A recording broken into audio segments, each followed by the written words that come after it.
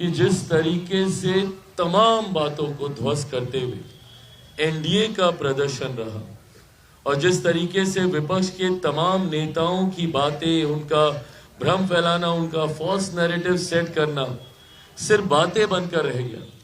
और जो बातें मैंने निरंतरता में कही थी, राजनीति का विद्यार्थी हूं, बीइंग स्टूडेंट ऑफ पॉलिटिक्स, मैं भी अध्ययन करता हूं, पढ़ता रहता हूं, निरंतरता में सेफोलॉजिस्ट नहीं हूं, बट आंकड़ों को पढ़ता हूं, आंकड़ों पे काम करता हूं।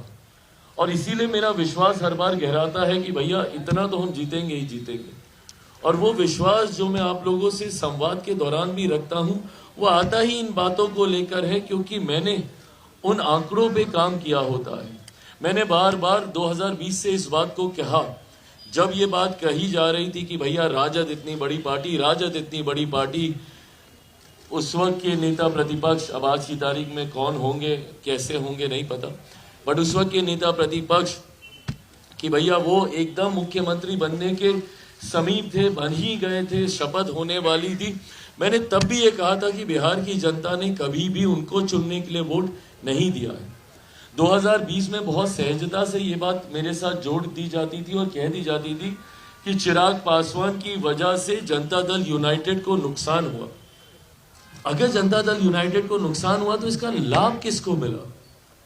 उसका लाभ सीधा सीधा राजद को मिला था। राजद को भी उस वक्त बड़ी पार्टी चुनने का जनादेश नहीं था, क्योंकि उस वक्त एक डिवाइडेड एनडीए था। इसका लाभ परिस्थितिवश राजद को मिल गया था। बट उन आंकड़ों को देखकर, इतने विधायकों को देखकर, जिस तरीके से राजद अपने पुराने स्वरूप में, अहंकार में आ गया था, उस वक्त मैं बार बार ये कह रहा था कि ये अहंकार ही इनके पतन का कारण बनेगा, क्योंकि ये कभी समझ ही नहीं पाए कि एक बटे हुए एनडीए का लाभ आपको मिला है, जनता ने आपको नहीं स्वीकारा है। और आज वही चीज प्रमाणित हुई है। यही परिणाम 2020 में आते। और जनता दल और राष्ट्रीय जनता दल की अगर मैं बात करूं तो ये तो 2005 से 2010 से समाप्त है ये पार्टी। 2010 में जिस तरीके से एनडीए को प्रचंड बहुमत, एक ऐतिहासिक बहुमत मिला था, उसी वक्त राजद को अस्वीकार कर दिया गया था।